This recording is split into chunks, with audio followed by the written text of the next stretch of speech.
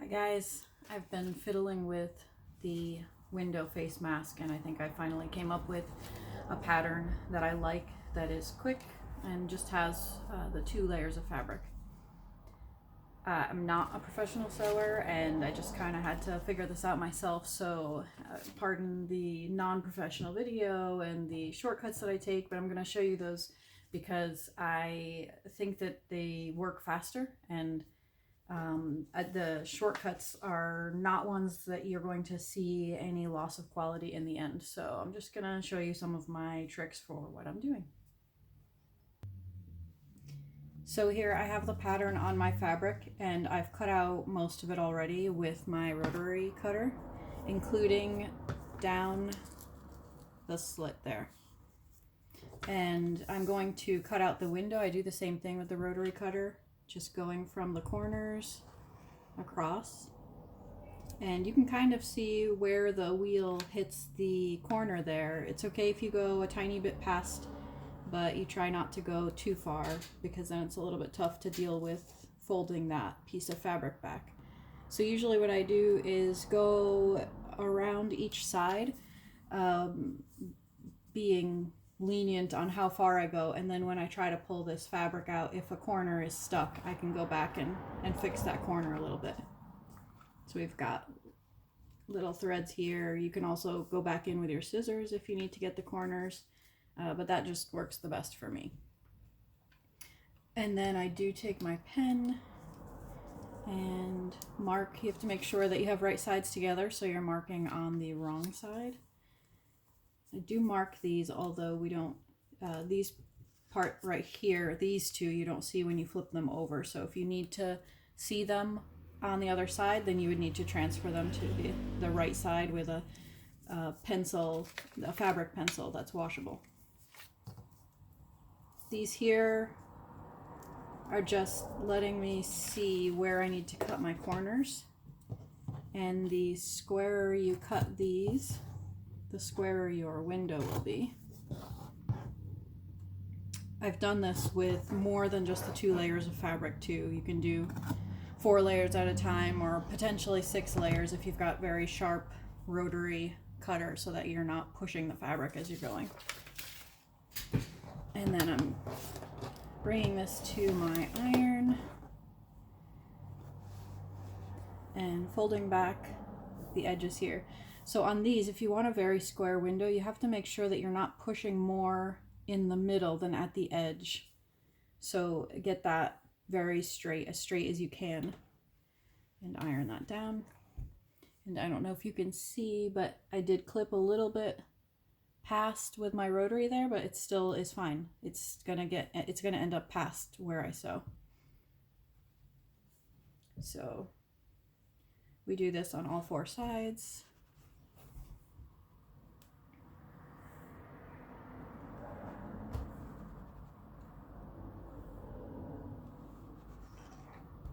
And then while the 2 pieces are still together, I flip this over and get it lying flat, so that when I fold the other layer, I'm getting it in line as much as possible with the first side. And that will help have a clearer window opening without fabric overlay.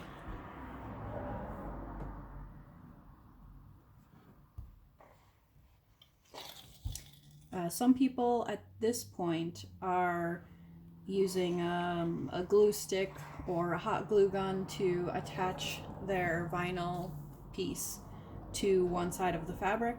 I don't do that. I will show you how I get that in after I turn the piece over.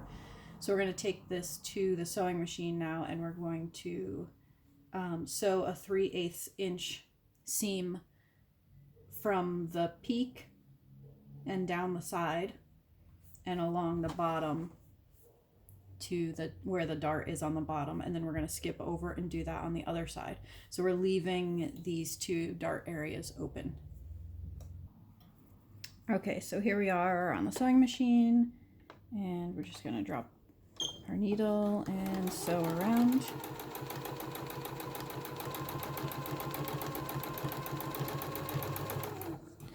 Once we're at the side here, we're going to need to put in our ear loops or ties or whatever it is you're using. So I usually turn that, and I have 4 6-inch t-shirt yarn ties. If you are somebody who accidentally will press your pedal while not paying attention, make sure you take your foot off your pedal while you're doing this. So I just shove that in there, get it all the way to the back, reline up my fabric, and then come down and sew over it.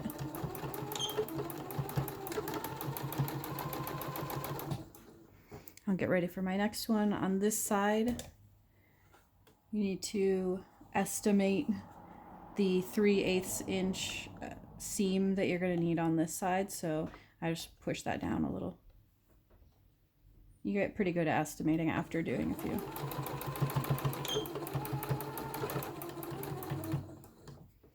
I'm going to turn that again, make sure my ties are not sticking out, and I'm going to line up my fabric.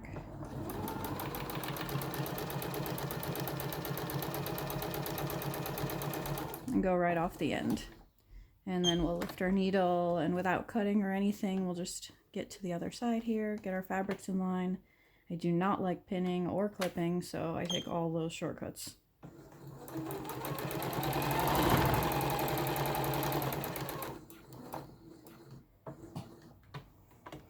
Again, while the presser foot is up, I can press this one in.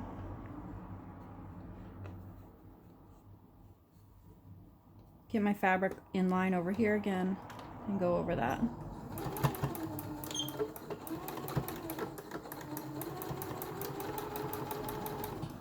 And before I get to this end, I want to get my other one in, leaving the seam allowance on this side.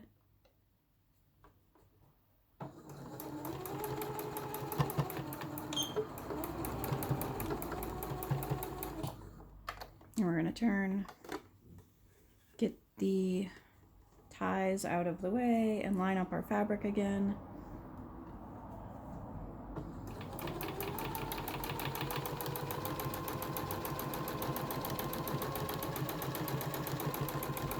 And go right off the end.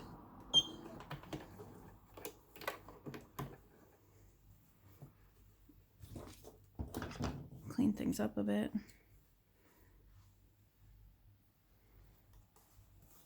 We've got this one over here too.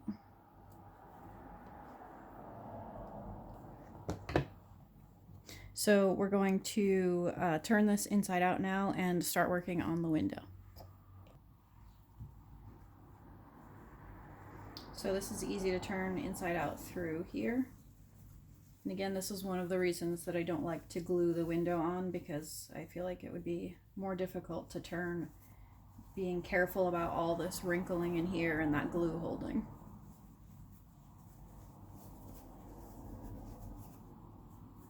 Get the corners pulled out. If your ties are enough in the corner, it'll pull itself square like this one. Otherwise, you can press something in there to get that sharp.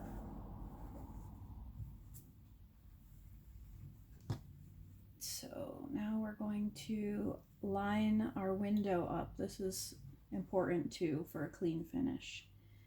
If you line your window up before you pull these edges together, it'll help keep this in line here with the 2 layers. So I'm just gonna pull that out and iron it. And this one.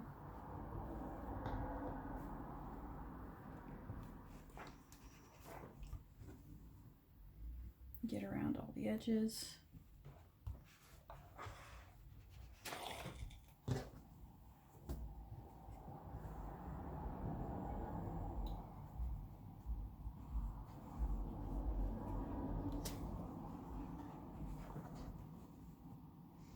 Now, if you're having trouble figuring out which side is the top of the mask and which is the bottom, the one that cuts in deeper here is going to be the top. So this deep cut is on the top and the shallower one is on the bottom. So I'm just going to place my mask down now. My fabrics are in line, my window is square. Then I put my vinyl on top in place, and I hold it on one end while I get it inside the other side. So I lift the two fabrics and press the vinyl between it. Once I get it in on one side, then I can hold it here and get it in on the other side. And this keeps everything square. If you are not going to hand stitch it in place or do some sort of slip stitch or glue or anything like that, then give yourself a little bit more vinyl to work with just in case it's off center. Then you don't have to worry about that. So I do hold it in the corner with one clip. I just come in straight here, and so I'm securing this corner, and I'm going to start sewing here. So when I lift this to the machine, I hold it very flat so that this isn't twisting or folding or coming out or anything. So I lift that to the machine and we'll get started there. So now we're on the machine. Whenever I hold this down, I try to hold it on the fabric. If you press it in the middle to hold it down, it'll stick to the plate. So I just keep my fingers around the edges when I'm sewing. Drop my needle in, and I sew pretty close to the edge. Very carefully spinning this around as I go. I don't want to bend the fabric if I can help it. And now you can see here, maybe, I don't know if you can tell in there or not, but this fabric is a little bit behind the other one, so I can straighten that out a little bit. It's okay if it's off. It doesn't have to be perfect. Once I get close to this end, I will take this clip off, but I'm securing it here with my finger with the layers. I don't want to go onto the vinyl and the plate. So I can just do this.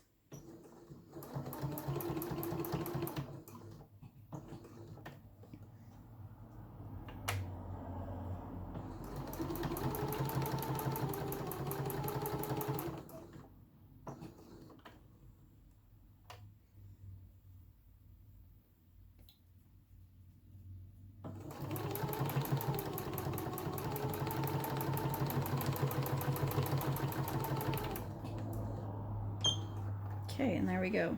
So while this is on here, I will actually do my clipping right against the surface because the machine is holding it out for me, so I don't have to do that later.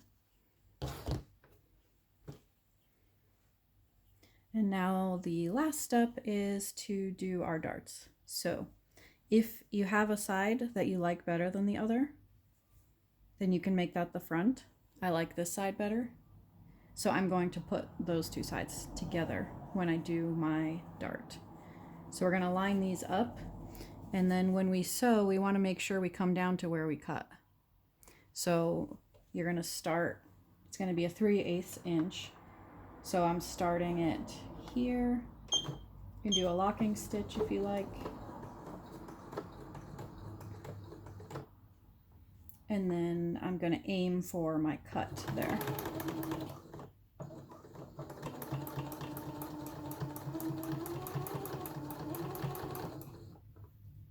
And then work right off the end.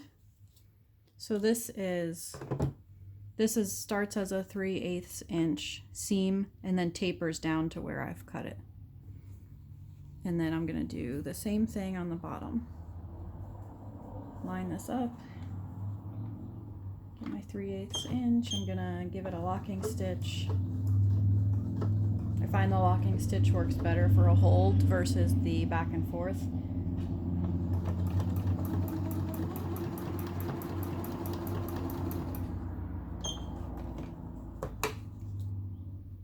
Cut that off and clean up my strings.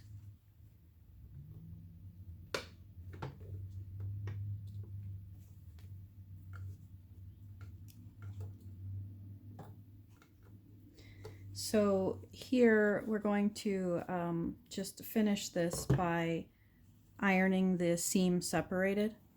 And on this top one, once you pull them apart, sometimes that sticks up. So I will just take a little bit of that extra fabric off. Just like that. The bottom's not so important because it's usually hidden under the chin, pretty much under your jaw. So then we're going to iron this open and we're almost done. Okay, so here we are at the iron. We're just gonna pop this through so that we can iron the seams open. So you can see that down here. I'm just going to work that out. Sorry, you can't see this part, but I think you know how that works. And the same thing here.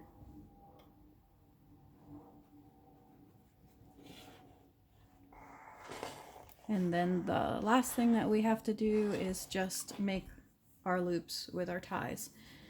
So what I like to do is make an adjustable ear loop with sailor's knots or slip knots. So I'm going to work on one first. So I make them into a loop form like this, and I give some room over here. And basically I'm gonna go around both of them and through the middle. And I don't want this to be very long, so I'm actually going to pull this down until it's snug. And then I need to do that on the other side, so I can come up here and adjust that. I turn it around because I'm right-handed and come over both of them and through. And then I'm gonna try to get that near the end. And then this will tighten or loosen. You can loosen them here or tighten. I'll show you one more time on this side. So we're holding them like this. We're gonna go around. Usually I keep my finger in there to keep that open until I get over here. And then I just start pulling that through and then pull my knot a bit, pull until I've got it where I want it. Then I do the same thing on the other side.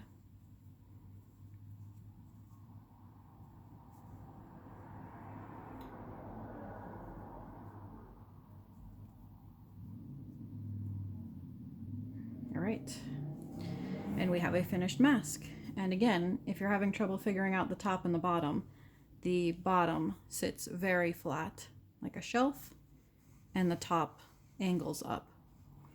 So if you would like to mark that for whoever is receiving the mask, you could put some sort of embroidery thing at the top just as a mark. Also, I forgot to mention this, but if you would like for these seams to stay open even after they're washed, you can do a top stitch down both sides to hold that there. That depends on how fast you would like to work. So here is our finished mask. I also failed to mention that this is an 8-gauge vinyl. The heavier vinyl you work with, the straighter this will stay versus wrinkling and having reflection and glare issues. Some of the people in my group are actually working with 12-gauge also, so you can try that. But basically, here you go. And so we've got it over the nose here and the window that's staying out, and it tucks under the chin here.